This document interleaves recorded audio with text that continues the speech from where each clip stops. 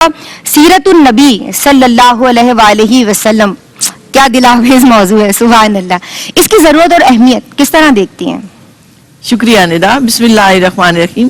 اللہ رب العزت نے ارشاد فرمایا لقد کان لکم فی رسول اللہ اسوۃ حسنہ. جی، تمہارے لیے رسول پاک صلی اللہ علیہ وآلہ وسلم کی زندگی کامل ترین اسوہ ہے. سیرت کے حوالے سے دیکھیں، سیرت کا لفظ جب آتا ہے تو اس کا مطلب ہوتا ہے طریقہ، روشن طرز فکر، طرز عمل. جب ہم سیرت النبی صلی اللہ علیہ وآلہ وسلم کی بات کرتے ہیں تو اس سے مراد آپ صلی اللہ علیہ وآلہ وسلم کے مبارک حالات و واقعات، آپ کی حیات مبارکہ، آپ کا قول، آپ کا فعل، آپ کا عمل، آپ کی پوری زندگی جو واقعات حیات مبارکہ جن سے بھری ہوئی ہے، ان کا تذکرہ، ان سے رہنمائی لینا، ان سے سبق لینا، اس سے مراد یہ ہے.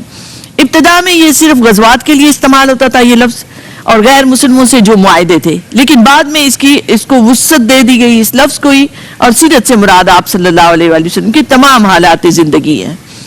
آپ صلی اللہ علیہ وآلہ وسلم کے بارے میں آتا ہے کہ اللہ نے آپ کو خاتم الانبیاء بنایا، آپ کو محبوبیت کبریٰ کے اس درجے پر فائز کیا. دیکھیں، آپ سے پہلے بھی ابتدائے حضرت آدم علیہ السلام آئے ہیں، اس کے بعد انبیاء آئے 1,24,000 تقریباً، ہدایات آئیں، کتب آئے، صحیفے آئے، مگر کس پر آئے؟ نبی پر آئے. کہ اللہ نے عام لوگوں کو براہ راست مخاطب کس طرح سے کیا ہے؟ اس معلم کے ذریعے، اس نبی کے ذریعے جو برگزیدہ اللہ کے چنے ہوئے ہیں، جنہیں نبوت و رسالت دی گئی ہے. تو ان نبیوں کے ذریعے دیکھیں، جس نے کتاب کو، اللہ کی ہدایات کو، وحی الہی کو اور نبی کو سنبھالا، وہ تو راہ راست پر اس وقت رہے، مگر جن لوگوں نے کسی ایک کو بھی چھوڑ دیا وہ گمراہ ہوئے.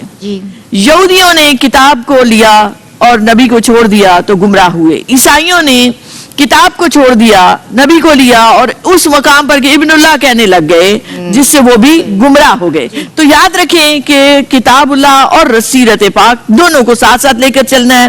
ہماری زندگی کے جتنے شعبے ہیں نظام زندگی کے، دینی ضرورت ہے سیرت النبی کی صلی اللہ علیہ وآلہ وسلم. آپ عبادت کر ہی نہیں سکتے جب تک سیرت النبی سے نہ دیکھیں. نماز کیسے پڑھنی ہے، روزہ کیسے رکھنا ہے، حج کیسے کرنا ہے.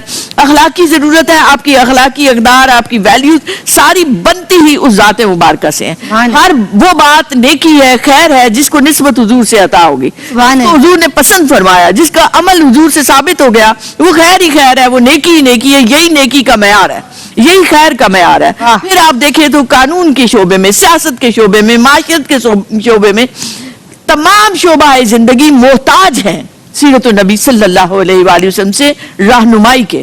تو جب تک ہم حضور کی سیرت کو سامنے نہیں رکھتے ہمارا کوئی عمل سیدھا ہو ہی نہیں سکتا. سعادت دارین ہماری سیرت النبی سے وابستہ ہونے میں ہے، حضور سے رہنمائی لینے میں ہے.